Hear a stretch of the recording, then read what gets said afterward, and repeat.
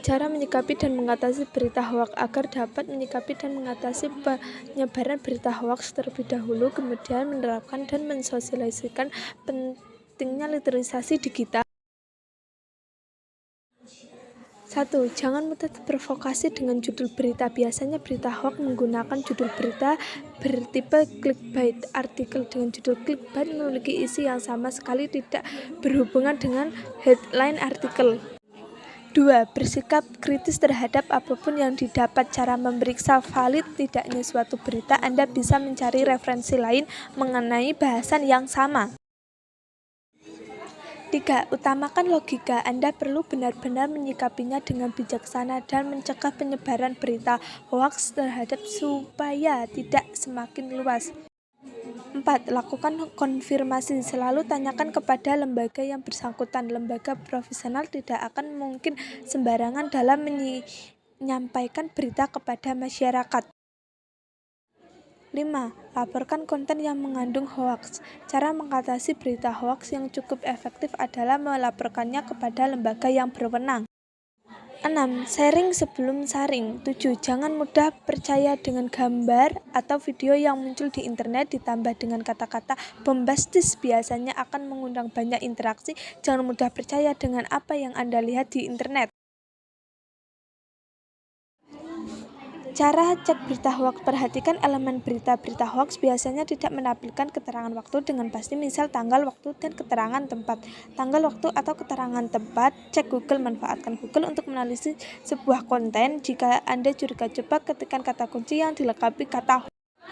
Berikutnya kita akan membahas tentang memahami mengenai Undang-Undang UU 19 tahun 2016 tentang informasi dan transaksi elektronik.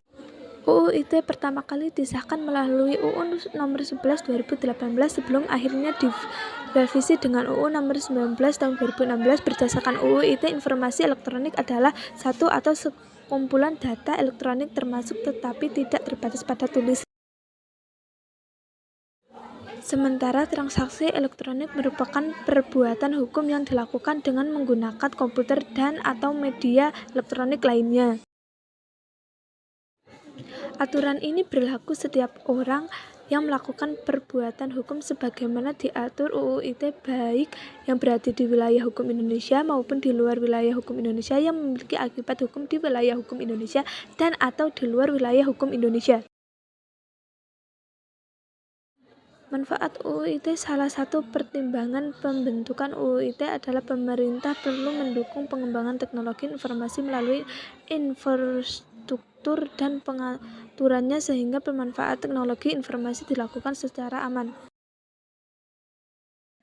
Sementara secara umum kehadiran UU ITE memiliki beberapa manfaat jika dilaksanakan dengan benar. Sebagai UU yang mengatur informasi dan transaksi elektronik di Indonesia, berikut berbagai manfaat UU ITE.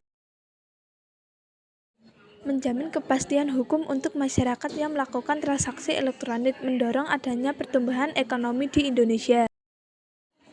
Salah satu upaya mencegah adanya kejahatan yang dilakukan melalui internet, melindungi masyarakat dan penggunaan internet lainnya dari berbagai tindak kejahatan online.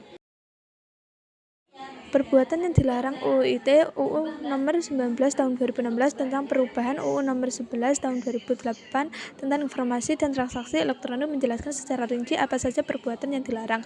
Bagi mereka yang melanggar UU ITE berpotensi mendapat hukuman berupa denda hingga kurungan penjara.